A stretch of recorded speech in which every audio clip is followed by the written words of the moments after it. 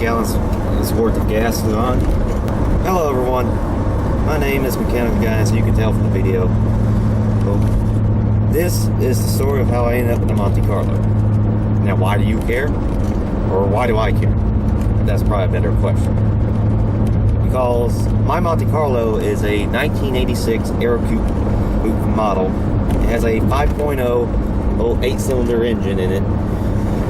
And only 200 models of the 86 Aerocoupe was ever made, which makes this a very rare car to come across nowadays. Well, let's get on to the story. It all started back in the summer of '86.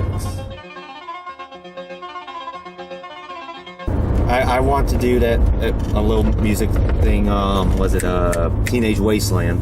I want to do that little music for just the meme of it, but I don't want to get copyrighted. So you get to listen to my terrible voice for the rest of this video. Lucky you. So anyway, in 1986, my great uncle bought this car brand new. Now, I don't know why I don't have like a confirmation of why he chose this car specifically, but this is going off the theory of that I have.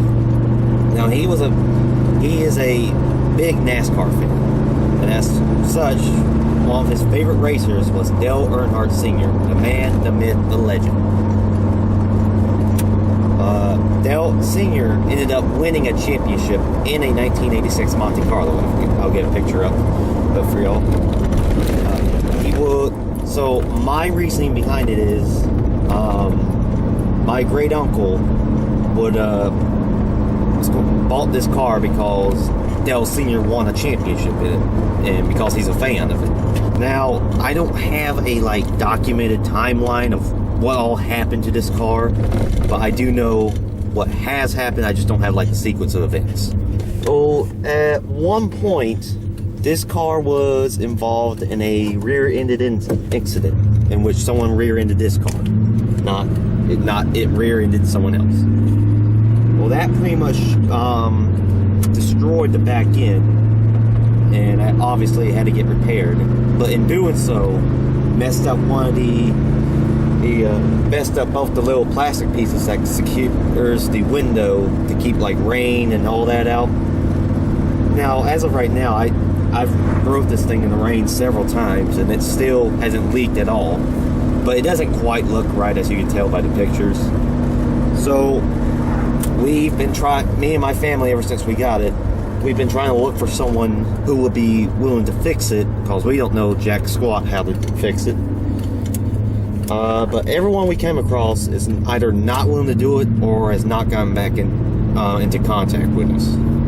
So, which leads me to wonder, is it that complicated to do? Is that like a trade that no one knows anymore? Or is there just no money in doing it, so no one wants to do it? So, another thing that I know that what happened at some point, my great uncle, he and his wife had a divorce, and his wife wanted to take the Monte Carlo with her, to which my uncle replied,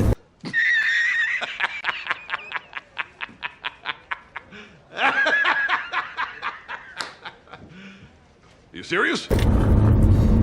So what he decided to do is to keep her from getting the car through divorce. So he signed the title over to my great grandmother. In doing that, the wife could no longer get the car.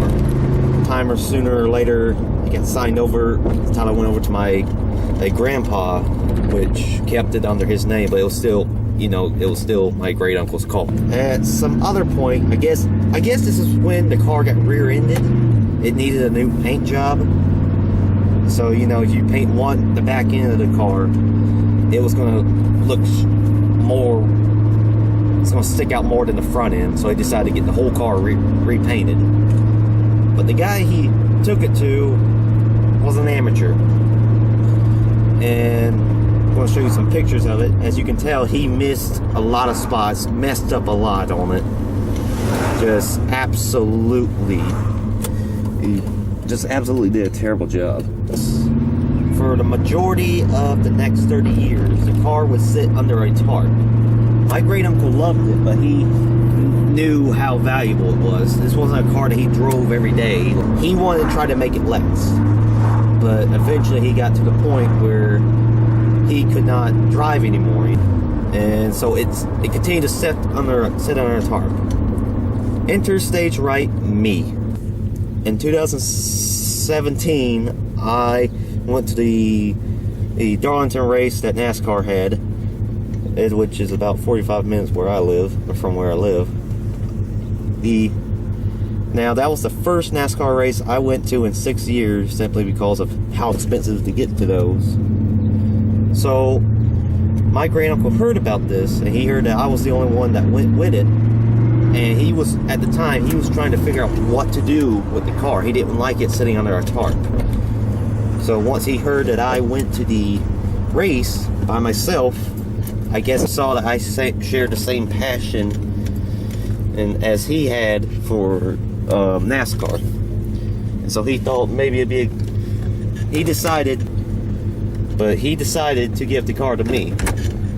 Unbeknownst to me, I thought it was going to my father, who had a much more closer relationship with him. Now, the reason this car holds so dear to my heart is not just because the family sentimental value to it, but also Monte Carlo has had a large part in NASCAR for a very long time.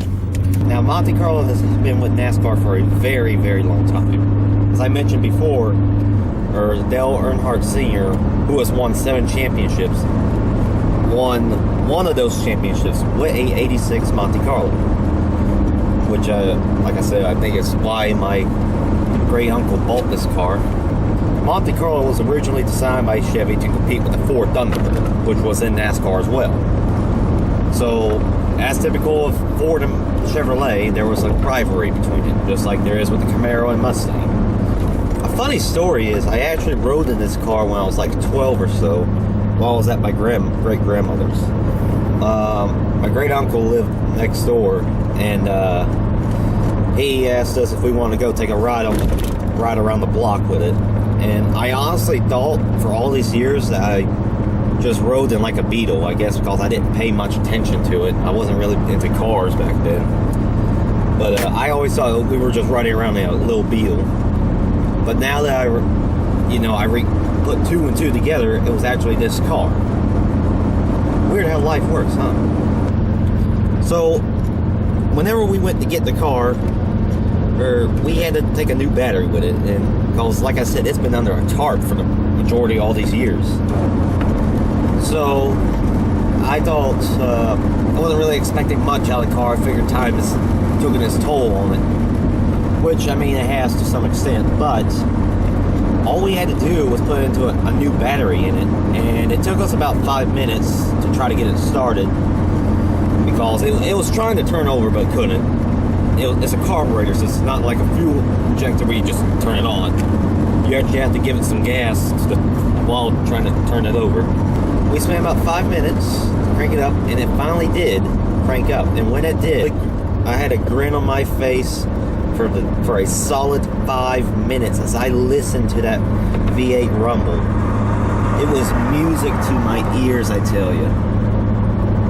Like, I wish I could describe it better than what I can right now. And ever since I got it and I learned that my great uncle wanted me to have it, I decided to do my part to honor his decision and try to get this car fixed up and take care of it as best as possible. We obviously looked underneath to see what needed to be done. It needed a new choke. It obviously needed those back rubber seals was replaced or fixed. Either one of them. God, it's just hot. And the AC doesn't work. And it still doesn't work. So that's why I had to roll down this window. Trying to keep it to where it isn't interrupting the audio and the camera. Think about a year later, I ended up getting a job at Jiffy Lube, one of the many oil change franchises throughout the country. Well, ever since I started working there, I've been able to learn more about cars and actually able to fix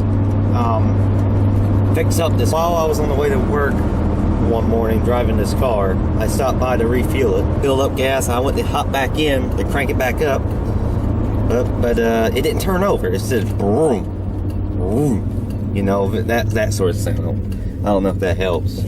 Not exactly. Sound effects isn't exactly my specialty. I kept on trying to turn it on because I didn't understand why it wasn't cranking. It cranked right up before. It didn't sound like it was a spark plug issue. For about a minute after I started having trouble, I saw smoke coming from under the hood. Yeah. So you could probably imagine the panic that ensued. Okay, it's happening. Everybody stay calm. What's the procedure, everyone? What's the procedure? Stay calm! I popped the hood, and the ground wire to the battery actually shorted out. It was so bad that the wires were exposed and were catching the rubber seal on fire. Next, thankfully, my dad was on the way home from his night job at that time. He came in, he pulled over, and we helped get the whole thing sorted out. The gas station owners let us keep the car there for the day until my dad went later and get it because I was still at work. But they got it, replaced the wire, and got it home. And that was a big relief whenever I got that message. Another story on that, actually. Whenever I was going out to town to hang out with some friends at the fire station and where they worked at, while I was on the way up there, I noticed something was different with the car. Whenever I got there, I pulled in and I realized there was smoke coming from the hood again. So I look underneath the car and I can see fluid dropping out from 3 places. It turns out the coolant hoses had actually busted. They were dry rotted and old they were so old and dry rotted that they gave out. So I had to make a decision where to keep the car up there and let's sit uptown overnight. And my town isn't exactly a utopia. Or drive it home and risk destroying the engine. My fear was that someone would come up to the station, somehow put it on a trailer and take it home with them, or steal the tires and stuff off of it. So I probably made the worst of the 2 decisions and decided to drive it home. Well, now the house was only 5 miles away from where I was. However, speed limit for the most part was only about 30 miles an hour or so it would take me about 10 minutes to get home. While driving home, I tried to keep the RPMs as low as possible as you can do for an automatic. So I got it home, I lifted the hood and steam comes pouring out again, and I prayed that it wasn't destroyed. Thankfully, that's when we realized it was just the coolant hoses. So the engine was saved. Oh, that's some nice parts right there. Dodge? Old Dodge, maybe? Over the next few months, we would encounter other issues, one of them being battery problems. Our battery was dying, so of course we replaced it, but the problem is that died. So we wondering what, a new battery doesn't just die like that. Must be something else. We eventually learned that it was the alternator that was bad. So that got fixed for a while. We had no really battery issues. But another time while I was on the way to Jiffy Lube, whenever I got to work and shut it off, it wouldn't crank back up again. So we put the jump box on it, pulled it into the bay. We looked underneath to see why it wasn't working. Alternator looked fine, battery looked fine, cables looked fine, but there was no belt. Yep, the main belt actually completely shredded itself. And you could find bits of it under the hood. And about the only other thing, I had someone put a new carburetor system on it. It's a 4-barrel Bronco, which brought life back to the engine. The original one was good, it's just the car wasn't up to its full potential. So to recap, the car has received, and all everything that's been worked on it, a new carburetor system, new battery, new alternator, new coolant hoses, new battery lines, or battery cables, my bad.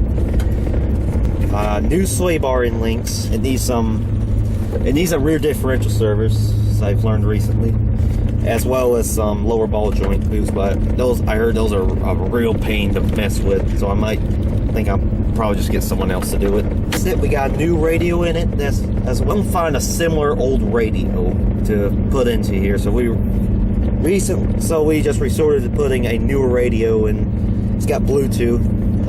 Get all the radio stations. But that's good. I like my Bluetooth anyway. I can listen to anything on the phone. You probably would expect a car like this to have a good many miles on it. But as of today, the car only has 112,772 miles on it. So yeah, that is the story of my 1986 Aerocoup Monte Carlo. So this is Corey signing off. Y'all take care.